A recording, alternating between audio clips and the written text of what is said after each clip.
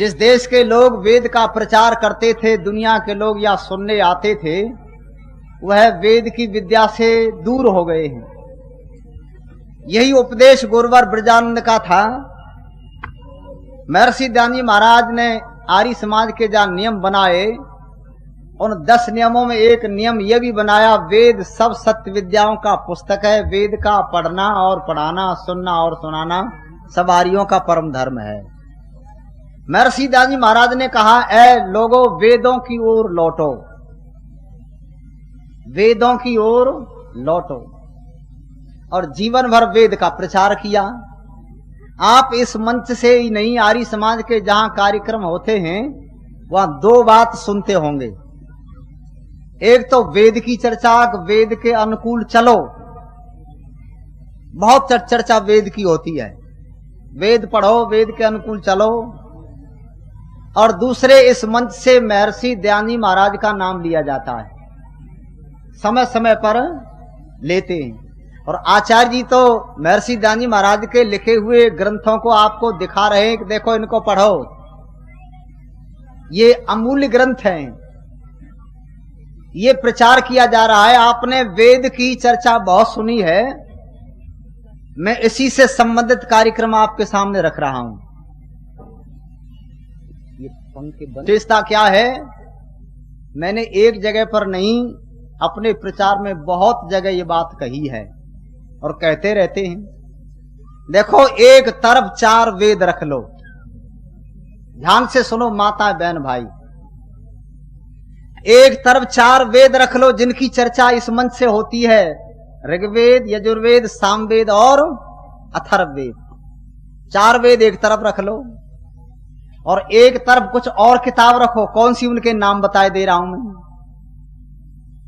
एक तरफ 4 वेद रखे और दूसरी तरफ कुरान, बाइबल, तौरेत, जंबूर, जिंदावस्था, कबीर बीजक, गुरु ग्रंथ साहब और जितने ग्रंथ आपको मत पंथ मजहबों के मिले, वो दुनिया के जितने मत पंथ मजहब संप्रदायों के ग्रंथ हैं जो अपने गुरुओं ने बनाए, मान रखे, उनको एक तरफ रख लो। मैं सबके नाम नहीं जानता, अपने अपने ग्रंथ होंगे कुछ न कुछ, सबको एक तरफ रख लो। एक तरफ 4 वेद रखे हैं और एक वेद का विद्वान बैठा है वेदों की तरफ, दूसरी तरफ सब गुरुओं को बिठा लो जो अपने अपने मत पंथ मजहबों के ग्रंथ हैं। अब मैं 3-4 प्रश्न करे देता हूं। किनसे? जो दुनिया में जितने संप्रदाय, मत पंथ और वो अपने ग्रंथों को लेकर के बैठे, उनसे 3-4 प्रश्नों का उत्तर पूछ लो। अब यहां तो कोई है नहीं, पर आपको मैं प्रश्न बता दे रहा हूं, कभी मिल जाए तो उनसे आप प्रश्न कर देना। कभी मिल तो जाएंगे, बातें तो करते होंगे लोग, बहुत मिलते होंगे। प्रश्न में बताए दे रहा हूं, यदि प्रश्नों का उत्तर दे दे तब तो आप उनके शिष्य बन जाना, और न दे तो आप उनसे कहना आप हमारे साथ आ जाओ। चेला तो मत बनो, पर हमारे साथ ही आ जाओ। प्रश्न क्या है? माता बैठ जाओ, शांति। जर्मन, जापान, फ्रांस, अरब, यूनान, इटली, सारी दुनिया के लोग गणित पढ़ते हैं और किसी का काम गणित के बिना चलता नहीं। पढ़ते हैं ना, गिनती पढ़ते हैं, सब कुछ पढ़ते हैं। उन लोगों से कहो हम तुम्हारी किताबों से गणित पढ़ना चाहते हैं, तुम्हारी किताबों में कहीं गणित हो, सम संख्या हो, विषम संख्या हो, गणित के जितने फार्मूले हैं, अब तो पुस्तक उत्तर प्रदेश में पढ़ाई जाती, गणित के 16 फार्मूले हैं, वो वैदिक गणित के नाम से है। उनसे कहो सारी कुरान में से गणित पढ़ाओ दुनिया को, कहीं तुम जानते हो तो, तुम्हारा पैगंबर जानता हो, तुम्हारा अल्लाह जानता हो, जिसने कुछ लिखा हो इसमें 1-2 लाइन कि ये गणित है। बाइबल वालों से प्रश्न कर दो कि तुम अपनी बाइबल में से गणित पढ़ाओ दुनिया को, जिसको तुम धर्म ग्रंथ मानते हो, आप प्रश्न करके देख लेना। तो मैं निश्चय कहता हूं दुनिया का कोई ग्रंथ गणित नहीं पढ़ा सकता जितने ये मत और मजहब पंथों के हैं, उनमें गणित है ही नहीं। अच्छा, कहां से पढ़ोगे गणित? महर्षि दयानंद महाराज क्या कहते हैं? मैं वेद मानता हूं, मैं वेद मानता हूं। क्यों? तो वेद में गणित है। और आपको विश्वास न हो तो पढ़ो, यजुर्वेद के 17वें अध्याय का एक और दूसरा ही जो मंत्र है, उसका मैं मंत्र नहीं, उस मंत्र में संख्या बताए दे रहा हूं आपको, एक ही मंत्र में। और पुराने लोगों को वो याद भी होगी। एक ही मंत्र में इकाई, दहाई, सैकड़ा, हजार, 10,000, लाख, 10 लाख, करोड़, 10 करोड़, अरब, 10 अरब, खरब, 10 खरब, नील, 10 नील, पदम, 10 पदम, शंख, 10 शंख। ये पढ़ा होगा, एक मंत्र में है। उसमें सम संख्या और विषम संख्या है, और यहां अंत नहीं होता संख्या का, यहां से आगे और बहुत है। ये एक ही मंत्र में है और अनेक मंत्रों में गणित है। दुनिया का कोई मजहब का ग्रंथ गणित नहीं पढ़ा सकता, उनमें कुछ है ही नहीं। मुसलमानों से पूछो तुम गणित कहां से सीखे, तो गणित को मुसलमान हिंदसा कहते हैं।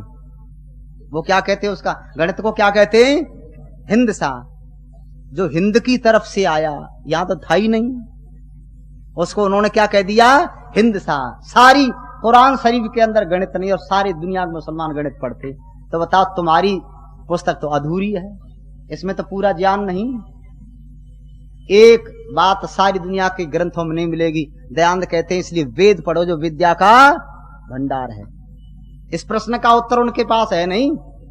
एक दूसरा और सुन लो, प्रश्न कर देना। हमने तो प्रश्न किया पर वो उत्तर देते ही नहीं, जानते हैं ये वेद के सामने क्या उत्तर देंगे। एक दूसरा प्रश्न कर देना कि हम वेद मानते हैं, तुम अपनी ग्रंथों को मानते हो, अपने ग्रंथों में से कहीं से दुनिया के लोगों को साइंस पढ़ा दो। सारा संसार साइंस पढ़ता है ना, और साइंस वो है जो कि कसौटी पर खरी उतरे, जो कसौटी पर खरी उतरती हो। जो साइंस वेद में है वो दुनिया में है, और दुनिया में वो वेद में है। इनकी पुस्तकों में कहीं भी आपको साइंस नहीं मिलेगी। महर्षि दयानंद जी महाराज ने एक प्रश्न किया है, ये आचार्य जी सत्यार्थ प्रकाश नाम का ग्रंथ आपको दिखाते हैं ना, बार बार इसको खरीदो, 20 रुपए मिल रहा है, बहुत सस्ता। उसमें स्वामी दयानंद जी महाराज ने एक प्रश्न किया है, और क्या प्रश्न किया है, स्वामी दयानंद जी महाराज ने लिखा है, जब खुदा ने दुनिया बनाई, तुम्हारे ग्रंथों में लिखा है, जब खुदा ने दुनिया बनाई तो छठे दिन सूरज को बनाया, छठवें दिन सूरज को बनाया। सारी दुनिया के लोग मानते थे, पर किसी के मस्तिष्क में प्रश्न पैदा नहीं हुआ। ये दयानंद के दिमाग में पैदा हुआ, और दयानंद ने उत्तर मांगा, बताओ खुदा ने जब दुनिया बनाई तो छठे दिन सूरज को बनाया, तो बिना सूरज के 6 दिन तुमने कैसे मानी? उत्तर दो, बिना सूरज के 6 दिन कैसे हो गए? ये कैसे माना कि 6 दिन हैं? आज तक सारी धरती का कोई व्यक्ति इसका उत्तर नहीं दे पाया। दयानंद ने जो प्रश्न किया, तो क्या किया लोगों ने, अपनी किताब में से लाइन निकाल दो, ये तो गलत लिख गई है, खुदा ही नहीं जानता था, ये तो किताब लिखने वाले ने बात ही गलत लिख दी, उसको कुछ साइंस का पता ही नहीं था। वो तो पता नहीं भांग पी करके बात लिखी या कोई नशे में लिख दी। तो स्वामी दयानंद जी महाराज ने कहा, बिना सूरज के 6 दिन कैसे हुए? ये बेसिर पैर की बात क्या लिखते हो? तो उन लोगों की समझ में आया कि हमारी किताब में साइंस भी नहीं है। अच्छा, और बहुत से लोग थे। एक आदमी ने जब वेदों की तरफ पढ़ा और देखा तो उसने कहा, पृथ्वी गोल। पृथ्वी गोल क्यों है? भारत की तरफ से एक शब्द है जिसका नाम है भूगोल। भूगोल का अर्थ क्या हुआ? पृथ्वी सीधा है। वो तो ये बाकी बता रहा पृथ्वी कैसी है, गोल। जब उस व्यक्ति ने, विदेश के ने सोचा कि पृथ्वी गोल और हमारी किताब में पृथ्वी लिखी है चपटी, तो नाम क्या था उसको? गैलीलियो। ये साधारण आदमी नहीं था। गैलीलियो ने देखा हमारी किताब में पृथ्वी चपटी लिखी है और भूगोल जो वाक्य है वो ये कह रहा है पृथ्वी गोल है, तो वेदों में पृथ्वी गोल और बाइबल में पृथ्वी, तो उसने घोषणा कर दी पृथ्वी तो गोल है। तो क्या कहने लगे ईसाई लोग, क्या बकते हो, चुप रहो, बोलो मत, तुम जान गए तो सुनाओ मत सबको। तो गैलीलियो कहने लगा पृथ्वी तो गोल, मैंने तो जांच की है, देखा तो वेदों की बात सत्य निकली और तुम्हारी किताब की बात झूठी निकली।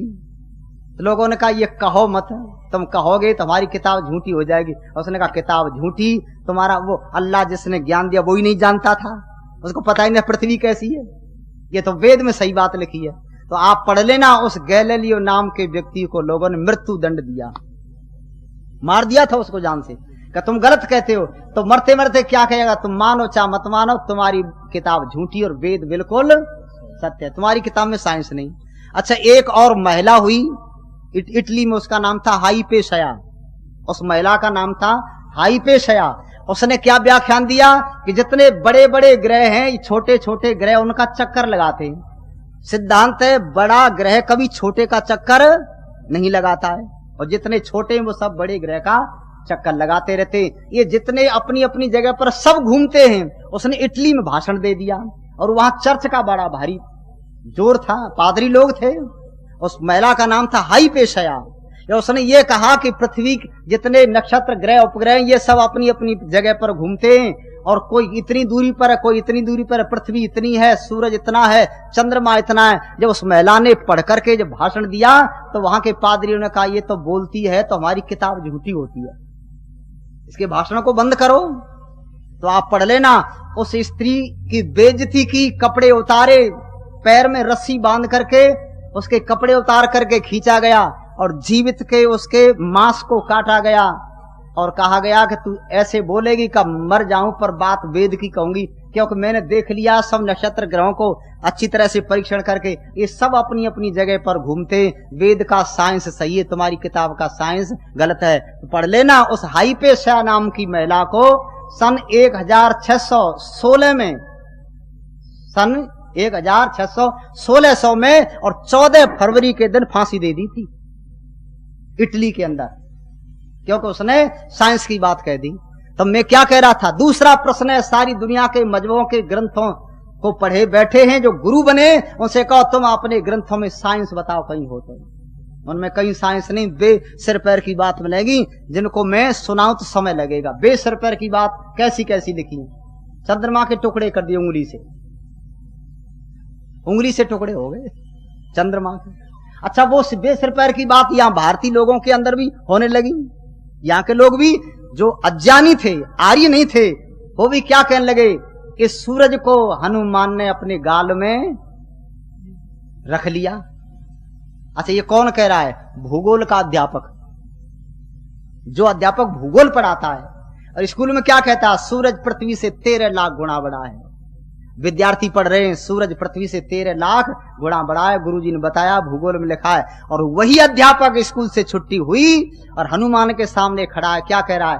बाल समय रवि भक्ष लियो, तब तीनों लोक भयो अंधियारो, और 23 त्रास भयो, जग को ये संकट काउस जातन टारो, देवन आन करी विनती तब छाण दियो, रव कष्ट निवारो, और को नहीं जानत है जग में कप संकट मोचन नाम।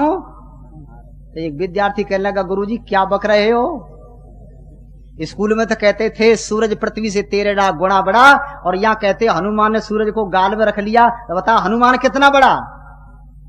और गुरुजी चुप हो। बेसिर पैर की बात करते थे इस देश में भी लोग, जिनको साइंस का पता नहीं था। महर्षि दानी महाराज क्या कहते हैं? वेद मानता हूं। एक तो दुनिया के ग्रंथों में गणित नहीं, और दूसरी कौन सी बात नहीं बोलो? साइंस नहीं। अच्छा, एक तीसरा प्रश्न और कर देना। मैंने तो अपनी जेब में 100 रुपए रखे, जब जब प्रचार किया, मैं 100 रुपया इनाम के दे दूंगा। कोई व्यक्ति सभा में बैठा हो जो मत पंथ मजहब संप्रदायों को मानता हो, मेरे प्रश्न का उत्तर दो, 100 रुपया इनाम के ले लो, अपने गुरुओं से पूछ लो, और गुरु यहाँ ना हो तो गुरुओं को बुला लाओ, किराया में दे दूंगा, यह भी खर्चा कर देंगे। जो गुरु ज्यादा अभिमान रखते हो कि हम विद्या के भंडार हैं। तीसरा प्रश्न कर दो, अपने ग्रंथों में से बीमारी का इलाज कैसे करोगे? कहीं चिकित्सा पद्धति बताओ। अच्छा, सारी कुरान में चिकित्सा पद्धति नहीं, कहीं बाइबल में नहीं, तौरेत में नहीं, जंबूर में नहीं, जिंदावस्था में नहीं, कबीर बीजक में नहीं, गुरु ग्रंथ साहब में नहीं, और कहीं भी किसी ग्रंथ से दुनिया के लोग बीमारियों का इलाज नहीं कर सकते। कौन सी जड़ी बूटी कौन सी जगह पर होती है, कितनी बड़ी होती है, क्या उसके लक्षण हैं, और किन बीमारियों में काम आती है, इन बीमारियों का निदान अन्य ग्रंथों में मिल ही नहीं सकता। वो केवल आयुर्वेद में, और आयुर्वेद सारी धरती पर फैला। अब उसका लोगों ने और चाहे वो विस्तार किया हो, ढंग बदला हो, तरीका बदला हो, चाहे वो एलोपैथिक हो और चाहे वो होम्योपैथिक हो, चाहे एक्यूपंक्चर हो, चाहे एक्यूप्रेशर हो, चाहे प्राकृतिक चिकित्सा हो, ये सारी जितनी पद्धति वो केवल आयुर्वेद से निकली है। सारी दुनिया के लोगों के मजहबों के ग्रंथों में चिकित्सा पद्धति समाप्त है ही नहीं, वहां वो सब अधूरा ज्ञान है। इसलिए आचार्य जी बार बार क्या कहते हैं? वेद पढ़ो। दयानंद को समझो, दयानंद क्या कहते हैं? दयानंद कहते हैं मैं वेद मानता हूं, वेद सब सत्य विद्याओं का पुस्तक है। स्वामी जी ने कहा ना आर्य समाज का पहला नियम, सब सत्य विद्या और जो पदार्थ विद्या से जाने जाते हैं उन सबका आदि मूल परमेश्वर है। वेद ईश्वर की वाणी, ईश्वर का ज्ञान है। इसलिए उसमें कोई अधूरापन नहीं। 3 बात हो गई जी। एक चौथा प्रश्न और सुन लो। एक चौथा प्रश्न करो दुनिया के लोगों से कि आप अपनी किताबों में से कहीं से हमको संगीत सिखा दो। संगीत क्यों, मैं गलत कह रहा हूं? अच्छा, मैं बाजा लेकर के अब शुरू करूं संगीत, तो हम जब स्वर मिलाते तो हमारे यहाँ स्वर और व्यंजन 2 होते हैं ना। पढ़े लिखे सब बहन भाई बैठे हैं, स्वर और व्यंजन। और स्वर वो होता है जिसके बोले में किसी की आवश्यकता सहायता नहीं लेनी पड़ती। स्वर तो कैसे जो कुदरती स्वाभाविक है, वो स्वर जो निकलता आ ई ऊ इत्यादि ये स्वर हैं। हम स्वर मिलाएंगे तो हम इसमें आ कहेंगे, ई कहेंगे, ऊ कह सकते हैं और अपना स्वर मिला करके शुरू कर देंगे संगीत को। अच्छा, मुसलमानों से कहो तुम स्वर मिलाओ अपनी किताब में से, तो उनका पहला अक्षर क्या है? अलिफ बे पेत इत्यादि जो है, अलिफ है ना।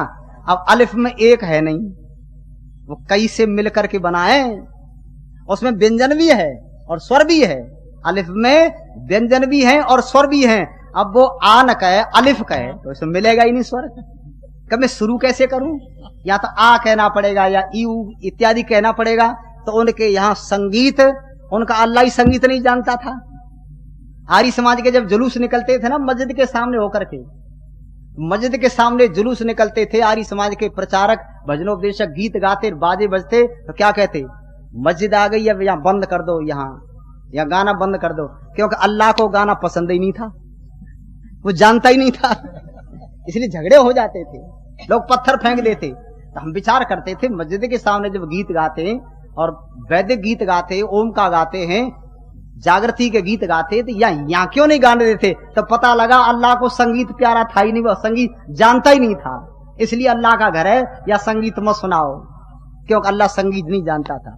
तो सारी दुनिया के ग्रंथों में कहीं संगीत नहीं। और सुनो, ये जो पढ़ते न सा रे गा मा पा धा नी, ये 7 स्वर है ना, ये 7 स्वर क्या है? ये उनकी किसी किताब में इनका वर्णन ही नहीं मिलेगा।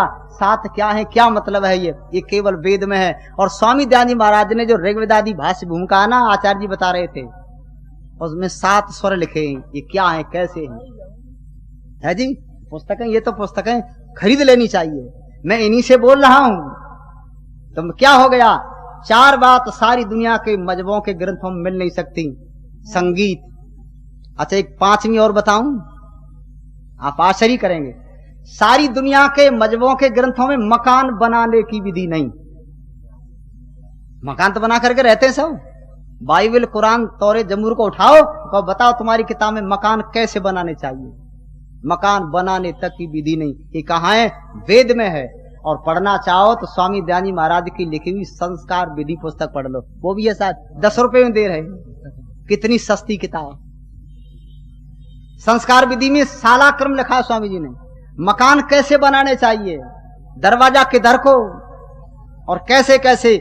जो मकान की विधि इसमें है वो मकान की विधि अब विदेश के लोगों की समझ में आई है। अब जितने मकान बनते, चारों तरफ परकोटा बना करके बीच में बनाओ, इधर से भी हवा आवे, इधर से भी, और सूर्य का प्रकाश भी। ये लोगों की अकल ठीक अब हुई है।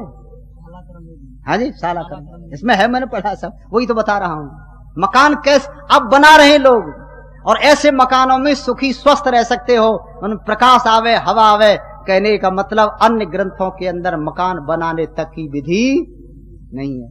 पर अभी तक लोग उनको पकड़े बैठे, हम तो अपने गुरु की किताब मानेंगे। तुम्हारे गुरु की किताब में कुछ है ही नहीं, कुछ भी नहीं है, कोई बुद्धि की बात नहीं। बेसिर पैर की बातों को लेकर के प्रचार किया जा रहा है। महर्षि दयानंद जी महाराज कहते हैं मैं वेद मानता हूं, वेदों की शरण में आ जाओ। हम कहां जानते थे, हम तो प्रचार सुनते थे ऐसे। मैं अभी चर्चा कर रहा था दोपहर, मेरे गुरुजी पंडित किशोरीलाल जी जब प्रचार करने आए तब वो कहते थे चैलेंज दे करके मैं इनाम दे रहा हूं, कोई व्यक्ति मेरे प्रश्न का उत्तर दो। हम बैठे सुनते थे। हमारे यहाँ का एक व्यक्ति गुरुकुल वृंदावन में चला गया। प्रसंग बस कहने लगा हूं, आपको गीत सुनाऊंगा। एक व्यक्ति हमारे यहाँ का गुरुकुल वृंदावन में चला गया। वो आर्य समाजी नहीं था, गेरुआ कपड़े पहनता था, आर्य समाज को जानता ही नहीं था। गुरुकुल वृंदावन का उत्सव हो रहा था, आर्य समाज के साधु सन्यासी जा रहे थे। जैसे आप लोग आए हैं ऐसे और भी बहुत लोग। तो वो सन्यासी विचार करने लगा ये साधु जा रहे हैं, साधुओं को प्रसाद मिलेगा, बंटता होगा किसी मंदिर में, चलो मैं भी ले आऊं। वो व्यक्ति भी चला गया और जो वहां जाकर के जो ही बैठा तो शायद आनंद स्वामी जी का प्रवचन था या किसी और सन्यासी का प्रवचन था। उस सन्यासी ने अपने हाथ में किताब लेकर के कहा, देखो भाइयों, ये एक किताब है, इसमें सैकड़ों रोगों की दवाई है। 8 आने में आती है, 8 आने में सैकड़ों रोगों का इलाज। अब वो साधु जो बैठा था हमारे यहाँ का, मेरे गांव का था, उसने कहा कि सैकड़ों रोगों का इलाज और 8 आने में। तो मेरा एक चेला है, उसका नाम है ओंकार, बीमार रहता है। उसने कहा, गुरुजी कोई दवाई ले आना, तो इसी को ले चलूं। वो जानता नहीं था। उसने 8 आने में सत्यार्थ प्रकाश नाम की किताब थी, गुरुकुल वृंदावन में से सत्यार्थ प्रकाश को 8 आने में ले गया। और जब बांध करके लाया, पढ़ा लिखा था नहीं, और आकर के कहने लगा, ओंकार तू ये कहता था गुरुजी कोई दवाई लाना, मैं बीमार रहता हूं, तेरी दवाई ले आया और 8 आने में लाया हूं, सैकड़ों रोगों की दवाई है इसमें, ले इससे पढ़ ले तू। अब ओंकार ने जब सत्यार्थ प्रकाश पढ़ा तो उसकी तो आंखें खुल गई। वो तो रामायण पढ़ता था, और आंखें जब खुल गई तो वो क्या कहने लगा, ओंकार गुरुजी हनुमान बंदर नहीं थे। गुरुजी कहने लगे, क्या बकता है तू, हनुमान बंदर नहीं थे, ये कहां से सीखा तेने? कब मेरी समझ में आ गया, इस किताब में लिखा है, इसमें इन्हीं रोगों की दवाई है। गुरुजी कहने लगे, गजब हो गया, मैंने तो अपने पैरों में कुल्हाड़ी मार ली, ये तो मेरा चेला और मेरी बातों को काटता है। उन्होंने कहा, निकल जा मंदिर से, अब मंदिर में नहीं आने दूंगा, तू गलत बात करता है। हनुमान ने सूरज को गाल में नहीं दबाया, सूरज बड़ा है, हनुमान छोटा है, ये क्या कहता है? ओंकार को निकाल दिया। ओंकार ने सत्या प्रकाश पढ़ा, और एक पुस्तक और है, 2 बहनों की बात है, पंडित सिद्ध गोपाल की। बस ये पुस्तक ला करके ओंकार ने बांटना शुरू कर दिया। मेरे को भी सत्या प्रकाश जब मिला तो मैंने पढ़ा, विचार बदल गए, आपके यहां तक मैं आ गया हूं। सत्यार्थ प्रकाश की कृपा है। नहीं, सत्यार्थ प्रकाश न मिलता और पौराणिकता में होता तो बैठ करके भागवत कहता, और 7 दिन में 50,000 रुपए से कम नहीं लेता, लंबा तिलक लगाता खूब, और कृष्ण की बात सुनाता। चीर को लेकर के कृष्ण जी कदम पे चढ़ गए, गोपियां नहा रही हैं, बस ये सुनाता भागवत। महा झूठी बात, देश को पता नहीं गड्ढे में ले जाता। सत्या प्रकाश की कृपा है, नहीं मैं गाना भी जानता था, भागवत ही कह सकता, और भी कथा कहता, और पैसे खूब मिलते। पर बहनों और भाइयों, इस ग्रंथ ने जीवन बदल दिया, बहुत लोगों के जीवन बदले। महर्षि दयानंद महाराज क्या कहते हैं, वेदों के अनुकूल चलो, वेद के सहारे से तुम्हारा सारा कल्याण होगा। लो अब गीत आपको सुनाई दे रहा है। सारी उलझन जगत की मिटेगी, सारी उलझन जगत की मिटेगी, बात वेदों की गर मान लोगे, सारी उलझन जगत की मिटेगी, बात वेदों की गर मान लोगे, सच क्या झूठ क्या है जहां में, न्याय अन्याय पहचान लोगे, सारी उलझन जगत की मिटेगी, बात वेदों की गर मान लोगे।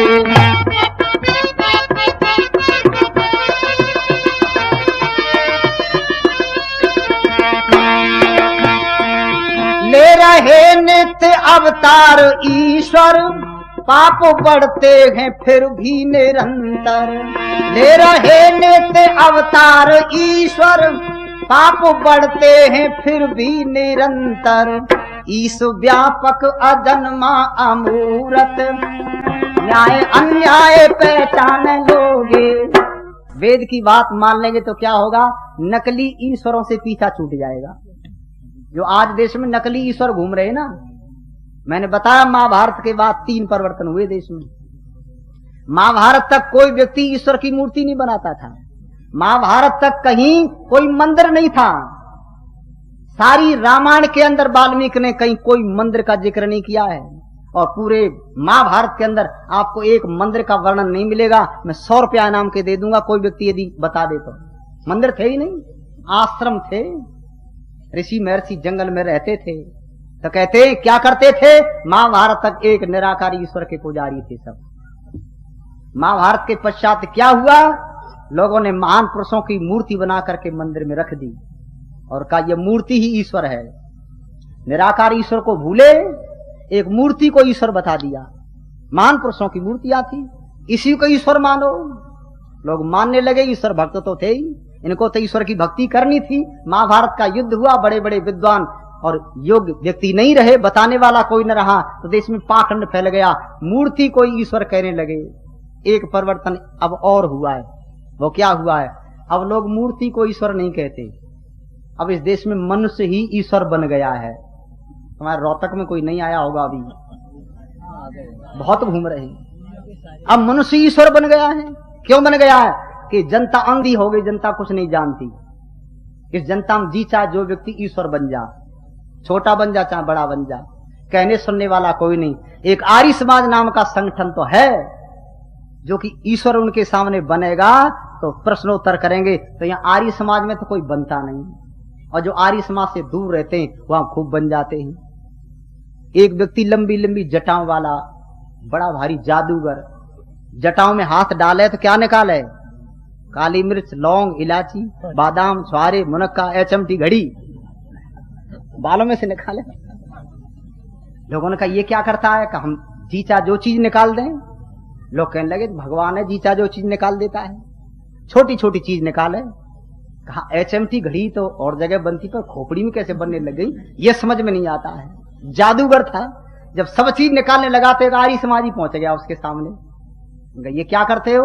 हम जीचा जो चीज निकाले, जरा निकाल के दिखाओ। उसने काली मिर्च, लौंग, इलायची, बादाम, छुआरे, मुनक्का निकाली, तो आर्य समाजी कहने लगा ये सीमेंट का बोरा निकाल।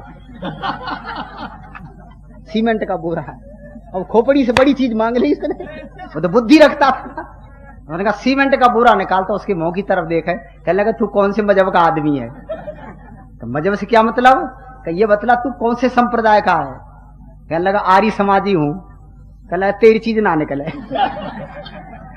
किसकी निकलती है फिर? कि जो आर्य समाज में जाता नहीं, आर्य समाजियों की सुनता नहीं, मैं तो उनको ठगता हूं। जो आर्य समाज की बात मानता ही नहीं, कभी सुनता ही नहीं, ऐसे लोगों को मैं ठगता हूं। सज्जनों, आर्य समाज में आओ तो पाखंडी ईश्वरों से बच जाओगे, पाखंडियों से। नहीं, देश को लूट लिया लोगों ने। झांसी में एक वानप्रस्थी था, उसका नाम था बंशीधर, अब मर गया कुछ दिन हुए। सत्यार्थ प्रकाश के कई समला उसको याद थे कंठग्र। तार्किक था, पढ़ा लिखा कम था, पर तार्किक बहुत था। झांसी के बाजार में जा रहा, डंडा लेकर के, पीले कपड़े वाला वानप्रस्थी। सामने से एक पंडा आ गया, जो पंडे घूमते हैं ना, पंडा ने आकर के क्या किया, उस बंशीधर के माथे पे तिलक लगा दिया। अब उसको पता नहीं था ये आर्य समाजी है। माथे पे तिलक लगा के कहने लगा महाराज लाओ कुछ दक्षिणा दो। वानप्रस्थी जी कहने लगे तू कौन? कहा हम पंडा हैं, हरिद्वार से आए। तो वानप्रस्थी जी कहने लगे कुछ पढ़ा लिखा है कि वैसे ही घूमता है तू? पंडा कहने लगा महाराज पढ़े हैं। कितने पढ़े हो? का हिंदी पढ़ लेते हैं। का रामायण पढ़ी है तैने? रामायण पढ़ी है। तो अच्छा ये बतला, जब रामचंद्र जी ने लंका पर चढ़ाई की, रावण को मार दिया, तो वहां गद्दी पर कौन बैठा? वो पंडा कहने लगा विभीषण को बैठाया। रावण को मार करके गद्दी पर, तो क्या किया रामचंद्र जी ने? विभीषण को गद्दी पर बैठा करके उसका राज तिलक कर दिया। तो वानप्रस्थ जी कहने लगे उन्होंने विभीषण का तिलक करके लंका का राज दे दिया, तू तिलक करके कहां का राज दे रहा है बोल? अब पंडा तो उल्टा मांग रहा था, कहने लगे ये क्या कहता है?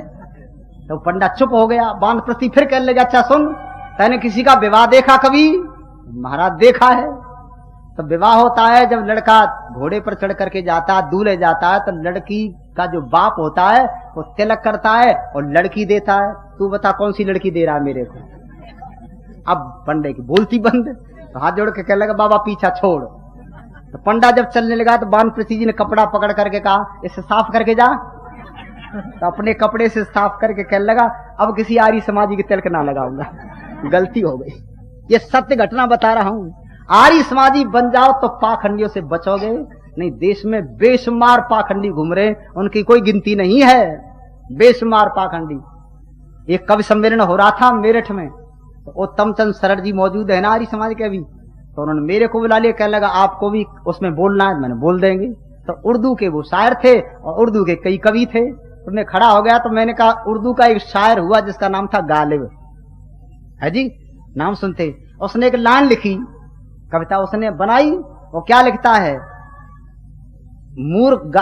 मूर्खों की कमी नहीं है गालिब दुनिया में, मूर्खों की कमी नहीं है गालिब दुनिया में, एक ढूंढो तो हजार मिलते हैं। ये लाइन है ना उसकी। मैंने कहा आप सब उर्दू के शायर बैठे हो, ये लाइन गालिब ने गलत लिख दी। मैं उर्दू का शायर तो नहीं, मैं तो हिंदी जानता हूं, पर लाइन गलत है ये, आप भले सही बताओ इसको। तो सर जी कहने लगे भाई हम उर्दू के शायर हैं और भी कई कवि हैं, ये लाइन गलत कैसे? मैंने कहा सही इसको मैं कर सकता हूं, इतना तो मैं जानता हूं, उर्दू नहीं जानता। कहा सही कैसे करो? मैंने कहा सुनो, वो लिखता है मूर्खों की कमी नहीं है गालिब, दुनिया में एक ढूंढो तो 1000 मिलते हैं। ये ऐसे होनी चाहिए, मूर्खों की कमी नहीं है गालिब, दुनिया में बिना ढूंढे बेशुमार मिलते हैं। एक ढूंढने की जरूरत नहीं, बिना ढूंढे बेशुमार मिलते हैं। इसलिए इस देश में बेशुमार पाखंडी घूम रहे हैं, इस कपिल खड़ांद की भूमि को लूट के रख दिया है और सारी जनता को पाखंड में फंसाया। महर्षि दानजी महाराज क्या कहते हैं? वेद मानता हूं, यदि तुमने वेद मान लिया तो नकली ईश्वरों से बच जाओ। वेद में क्या? वेद में ईश्वर एक है और ईश्वर कभी जन्म नहीं लेता है। ईश्वर कभी जन्म, अच्छा जो जन्म लेगा वो मरेगा जरूर। यहां ईश्वर ऐसे आए, उन्होंने जन्म लिया, फिर ईश्वर का हुआ विवाह। एक ईश्वर 28 वर्ष का, हम पढ़ते हैं ना, रामचंद्र जी की आयु 28 वर्ष की और सीता की आयु 18 वर्ष की। पर यहां एक ईश्वर ऐसा हुआ जिसकी घरवाली 28 वर्ष की और ईश्वर 18 वर्ष का। उल्टा चल रहा है और जनता क्या कहे? हम तुम्हें की ईश्वर मानोगे, चाहे उल्टे चलो चाहे सीधे चलो। हमने वेद पढ़ना छोड़ दिया और वेद सुनना भी छोड़ दिया, इसलिए इस आर्यावर्त देश में अंधकार फैल गया। यहां ईश्वर को भुला दिया लोगों ने। क्या लिखा है स्वामी दयानंद जी महाराज ने? ईश्वर वह है जो कभी जन्म नहीं लेता है। और बहनों और भाई, ईश्वर कभी रोगी भी नहीं होता। मैंने गीत लिखा था ईश्वर का स्वरूप क्या है, यहाँ स्वामी जी महाराज बता रहे, इसकी 2-3 लाइन सुना दूं आपको। ईश्वर का स्वरूप सुनो, यदि ईश्वर के स्वरूप को समझ लिया तो आप पाखंडियों से बच जाओगे। क्या स्वरूप? घट घट वासी अंतर्यामी, सब दुनिया का माली, और सतचित आनंद परमेश्वर से जगह न कोई खाली। सतचित आनंद परमेश्वर से जगह न कोई खाली। सब गुरुओं का गुरु वही, सृष्टि का निर्माता, कालों का भी काल, काल के नहीं गाल में आता। कोई क्लेश अविद्या का ना उसको कभी सताता, कर्मों के फल और वासना से है अलग विधाता। ब्रह्मा विष्णु महेश वही, जीवों का प्रतिपाली, सतचित आनंद परमेश्वर से जगह न कोई खाली। घट घट वासी अंतर्यामी, सब दुनिया का माली, सतचित आनंद परमेश्वर से जगह न कोई खाली, जगह न कोई खाली। रोग शोक दुख दर्द नहीं उस परमेश्वर को होता, निर्विकार है अजर अमर वे, ना हंसता ना रोता। नस नाड़ी से रहत अजन्मा, अब है कभी ना सोता, कर्मों के फल यथा योग्य दे जो जन जैसे बोता। रचनाकार विचित्र उसी ने रचना रची निराली, सतचित आनंद परमेश्वर से जगह न कोई खाली। घट घट वासी अंतर्यामी, सब दुनिया का माली, सतचित आनंद परमेश्वर से जगह न कोई खाली। तेजवान सर्वज्ञ वही है सबकी जाननहारा, शुद्ध स्वयंभू पाप रहित है प्रीतम प्राणन प्यारा। सर्वाधार उसी का फैला चारों ओर पसारा, सुखदाता दुख नाशक ईश्वर आनंद का भंडारा। वेद प्रदाता सदा सहायक है सबका रखवाली, सतचित आनंद परमेश्वर से जगह न कोई खाली। घट घट वासी अंतर्यामी, सब दुनिया का माली, सतचित आनंद परमेश्वर से जगह न कोई खाली। जो जन ऐसे परमेश्वर का सच्चा ध्यान धरेंगे, उनके दुख दारिद्र और भय संकट दूर टरेंगे। वैदिक मर्यादा का पालन जो नर नित्य करेंगे, कहते हैं नर देव वही भव सागर पार तरेंगे। उससे बढ़कर और न कोई देखा है बलशाली, आनंद परमेश्वर से जगह न कोई खाली। घट घट वासी अंतर्यामी, सब दुनिया का माली, सतचित आनंद परमेश्वर से जगह न कोई खाली। कुछ व्यक्ति कहते हैं क्या रामचंद्र जी ईश्वर नहीं थे? तो सुनो, ईश्वर का स्वरूप क्या है? रोग शोक दुख दर्द नहीं उस परमेश्वर को होता। रामचंद्र जी की जब घरवाली खो गई तो पढ़ो क्या लिखा है, हे खग मृग हे मधुकर श्रेणी तुम देखी सीता मृग। पूछते फिर रहे।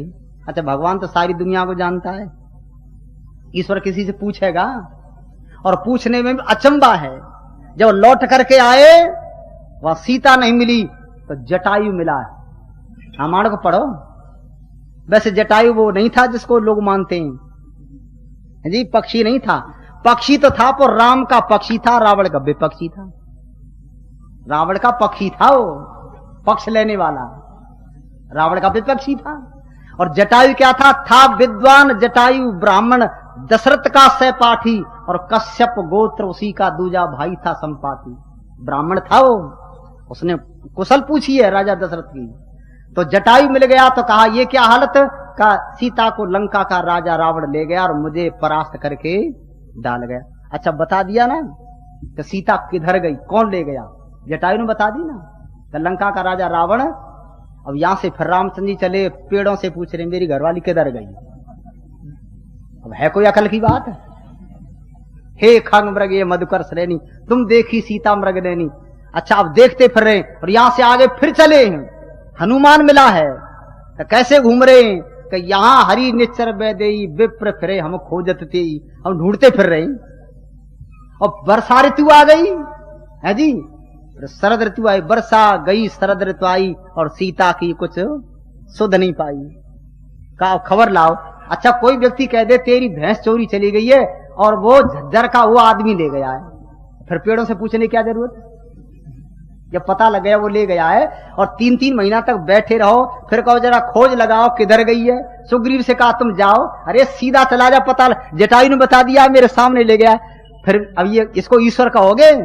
ईश्वर सब दुनिया को जानता है। श्री रामचंद्र जी महान पुरुष हैं, मर्यादा पुरुषोत्तम हैं, परंतु वो ईश्वर नहीं है। वो तो ईश्वर की भक्ति करते थे। रामचंद्र जी संध्या करते थे। विगत दिवस गुरु आय सुपाई और संध्या करण चले दोनों। अच्छा, संध्या किसी की कर रहे हैं? जब ईश्वर है तो संध्या किसी की करते, भक्ति किसी की कर रहे? पता लगा कोई ईश्वर और है जिसकी भक्ति और संध्या की जाती है। वो ईश्वर नहीं थे, धर्मात्मा तो थे पर परमात्मा नहीं थे। इसलिए बहनों और भाइयों, रोग शोक दुख दर्द नहीं उस परमेश्वर को होता और निर्विकार है अजर अमर, वह ना हंसता ना रोता। महर्षि दयानंद जी महाराज कहते मैं वेद मानता हूं और वेद में ऐसा ईश्वर है जो कि जन्म नहीं लेता है। उस ईश्वर की भक्ति करो, क्यों धक्के खाते हो? यही महर्षि दयानंद जी महाराज ने कहा यदि वेद के सिद्धांत को मान लेते लोग तो ईश्वरों से ये नकली घूम रहे इनसे बच जाते और सच्चे ईश्वर के भक्त होते। हम वेद की विद्या से दूर हो गए, तभी तो गोस्वामी तुलसीदास जी महाराज लिखते हरित भूमि तृण संकुल समझ पर नहीं पंथ और जिन पाखंड विवाद से लुप्त हो सद ग्रंथ। यहाँ देश में अंधकार फैल गया, वेद की विद्या से दूर हो गए। इसलिए बहनों और भाइयों, इस व्यापक अजन्मा अमूर्त ठान हृदय में ये ठान लोगे, सारी उलझन जगत की मिटेगी, बात वेदों की गर मान लोगे। 4-5 मिनट बाकी है तो 1-2 लाइन और सुना दूं। जात के नाम झगड़ा बढ़ा है, कोई छोटा है कोई बड़ा है।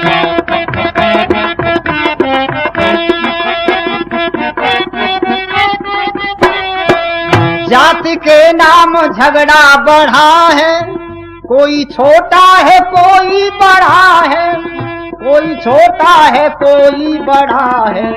जाते है एक सब मानवों की, जाते है एक सब मानवों की, कर्म से वर्ण को जान लोगे, सारी उलझन जगत की मिटेगी, बात वेदों की गर मान लोगे, साथ क्या झूठ क्या है जहां में, न्याय अन्याय पहचान लोगे, सारी उलझन जगत की मिटेगी, बात वेदों की गर मान लोगे। आज देश में झगड़ा मचा है, हम छोटे ये बड़े, ये ऊंचे ये नीचे। और अचंबा है इन हिंदुओं में तो एक जात थोड़ी है। एक हिंदी के कवि लिखा, जो केले के पात में पात, पात में पात, जो केले के पात में पात, पात में पात, और जो गधे की लात में लात, लात में लात, और जो कवियों की बात में बात, बात में, और जो हिंदुओं की जात में जात, जात में जात। एक पंडित मुरलीधर थे उत्तर प्रदेश के, बताया करते पूरब में चले गए प्रचार करने को। एक आदमी ने उनसे पूछा, आप कौन दूध, आप कौन दूध हो? उन्होंने कहा, दूध तो नहीं, मैं तो आदमी हूं ना। हम ये पूछते हैं आपका निकास कहां से है? अम्मा के पेट से। देखो लोगों को पूछने के बाद हम ये नहीं पूछते आप कौन वर्ण हो, का सामले वर्ण हूं। हम ये नहीं पूछते, ये पूछते आपकी बिरादरी क्या है? उन्होंने कहा, आप अपनी तरफ से शुरू करो। आप कौन हो? वो कहने लगे, हमें सरजू पारी ब्राह्मण। ये कहने लगे, हमें गंगा पारी ब्राह्मण। तू सरजू पारी था, हम गंगा पारी ब्राह्मण। ये हिंदुओं के अंदर रोग है। एक नहीं, इनमें एक जात में कितनी जात है। और मनुष्य जाति, दयानंद क्या कहते हैं? सब मनुष्यों की एक जाति है। वेद में यही है, सब मनुष्यों की एक जाति। पर वेद की विद्या से दूर होकर के इन मनुष्यों में कई जाति बन गई, और वो जाति एक दूसरे की दुश्मन हो गई। भयंकर रोग है जी। और रोग तो दूर हो गया है। इस देश में एक रोग दूर हो गया, जिसको कहते हैं छुआछात। अब लोग पास बैठते हैं, कोई भेदभाव, अब कोई पूछता नहीं तुम कौन हो, नहीं पहले कोई छू लिया। घर में मत घुसे, दरवाजे पे खड़ा रहे। पानी लेकर के माताएं छींटा मारती, तब घर में घुसने देती। अब कोई छींटा ना मारे तो मिट गया। अब क्या जातिवाद रहा है। ये जातिवाद का बड़ा भयंकर रोग है। ये देश के लिए बहुत बड़ा खतरा है। इसको मिटाओ। सब लोगों की एक जाति है। नीचन कोई आदमी और नीचन कोई गांव, और नीच उसी को जानी जो करे नीच के काम। अच्छा, नीचता के काम करता फिर भी ऊंचा बनता है। लखनऊ के रेलवे स्टेशन पर डिब्बे में कुछ व्यक्ति बैठे, तिलक लगा करके बड़े। उनके गांव का एक जो झाड़ू लगाने वाला था वो भी आ गया बेचारा, टिकट लेकर। उसको भी जाना था। जो ही वो उस डिब्बे में आया तो वो बैंत लेकर कहने लगा, अच्छा हमारे पास बैठेगा, पीछे जा। और बेचारा पीछे गया तो वहां चढ़ने को जगह नहीं, खिड़की भरी हुई थी, सब भीतर घुसने को जगह नहीं। फिर आगे दौड़ा, उसमें जा तो उसके गांव के व्यक्ति बड़े थे, वो बैठने न दें, और पीछे जगह नहीं, तो भाग दौड़ कर रहा था। वो जो गार्ड होता उसने देखा ये आदमी भाग दौड़ क्यों करता है, गाड़ी रुकवा दी, का चढ़ता क्यों नहीं? तो कहने लगा, बाबूजी जिस डिब्बे में जगह है वहां तो बैठने ना दें, और पीछे जाऊं तो जगह नहीं। कब बैठने क्यों नहीं देते? कब उसमें मेरे गांव के बड़ी बड़ी बिरादरी के लोग हैं महाराज, मुझे चढ़ने नहीं देते, मैं कहां बैठूं? तो गार्ड महोदय कहने लगे, चल उसी में चढ़। वो उसके पीछे थे। जब उस डिब्बे में चढ़ा दिया तो वो भीतर से डंडा लेकर के कहने लगे, फिर आया तू इसी डिब्बे में? तो गार्ड कहने लगा, अच्छा कहां बैठे बताओ, ये कहां बैठे, इसका कोई डिब्बा अलग है? क्यों नहीं बैठने देते? कि महाराज हम जो है तीर्थ कर ले जा रहे हैं, हम बड़े लोग हैं। कि ये कौन है? कि ये वो व्यक्ति है जो हमारे गांव में गंदगी उठाता है। अच्छा गंदगी उठाता है, तो तुम कौन हो? हम बड़े बड़े। अच्छा तुम्हारे घरों में बच्चे हैं कि तुम सब सन्यासी हो? हमारे घर में तो बाल बच्चे। तुम्हारे घरों में जो बच्चे होते हैं वो बच्चे कभी गंदगी कर देते हैं, तो उनकी गंदगी को कौन साफ करे? बच्चों की माँ। अच्छा कभी माँ न हो तब का उनको हम ही कर देते हैं। तुम क्यों करते हो? कि हम उनके बाप हैं। तो गार्ड कहने लगे, ये सबका बाप है। तुम लड़कों के बाप, ये सबका बाप है, इसी डिब्बे में बैठेगा, तुम उतर जाओ इसमें से। बिठा दिया उसमें। लोगों की अकल ठीक होगी तो, पर देर में होगी। दयानंद की बात माननी पड़ेगी, पर डंडे से माननी पड़े, राजी से थोड़ी माने, राजी से नहीं माने। ये जो जगजीवन राम जी गए ना उसमें बनारस में, तो आप पढ़ लेना, आपको पता होगा। जब वो थे शायद शिक्षा मंत्री थे या कोई और अधिकारी थे, रक्षा मंत्री थे और बनारस में गए तो डॉक्टर संपूर्णानंद की मूर्ति का अनावरण करना था उन्हें। आपको शायद पता हो, पढ़ लेना। डॉक्टर संपूर्णानंद की मूर्ति थी, कपड़े से ढकी थी, उसका अनावरण करना था और माला डाली थी। तो जगजीवन राम जी ने, जो ही रक्षा मंत्री जैसा व्यक्ति, उसने कपड़ा हटा करके उसके ऊपर वो माला डाल दी, हाथ लग गया। तो बनारस के लोगों ने क्या कहा, डॉक्टर संपूर्णानंद की मूर्ति बेकार हो गई। क्यों? कि जगजीवन राम जी ने हाथ लगा दिया। तो जगजीवन राम जी तो चले आए, पीछे उस मूर्ति को धुलवाया, गंगा जल से साफ किया। तो एक बात कही जगजीवन राम ने कि मैं आर्य समाजियों के हवन में गया, आर्य समाजी लोगों ने हवन में बुलाया, हवन कुंड पे बिठाया, मैंने हवन कुंड में आहुति दी और गले में जनेऊ पहनाया, उनका हवन खराब नहीं हुआ, हवन कुंड खराब नहीं हुआ। और तुम भक्त बनते हो राम के, मेरा हाथ मूर्ति से लग गया तो मूर्ति खराब हो गई, इसका मैं जवाब दे करके रहूंगा। तो उसने क्या कहा था, हम हरिजन लोग हैं इत्यादि हैं, तो हमको नौकरी दो, सरकार से चाहते हैं हमको सेवा का काम दो। कब बोलो क्या सेवा चाहते हो? कि हमारे लोगों को रेलवे स्टेशन पर पानी पिलाने की नौकरी दे दी जाए। कब बिल्कुल ठीक। तो सारे देश के रेलवे स्टेशनों पर सब मेहतर लगा दिए, तो पानी पिलाओ। अब पानी लेकर खड़े, रेल आके खड़ी हुई, लो बाबूजी, वह हाथ लगने से मूर्ति खराब हो गई, तुम्हारे मुंह में पानी। अब कितने खराब हो रहे हो। यह दयानंद का जादू, राजी से नहीं माने, वेद की बात माननी पड़ेगी। यदि तुमने अब भी ये ऊंच नीच भेदभाव फैलाया तो देश में बहुत बड़ा बिगाड़ होगा। समझ जाओ, वेद के अनुसार सच्चे एक ईश्वर को समझो, और वेद के ही अनुसार बहनों और भाइयों, ये मनुष्य जाति सब एक जाति, इनमें न छोटा न कोई बड़ा है, मिल करके रहना सीख लो। संग छद्दम संबद्धम संभव मनास जानताम देवा भागम यथा पूर्वे संजानाना उपासते। ये वेद का उपदेश है। ऐ लोगों, वेद के उपदेश को स्वीकार करेंगे तो सुख और शांति होगी। नान्या पंथा वेद्यते है ना।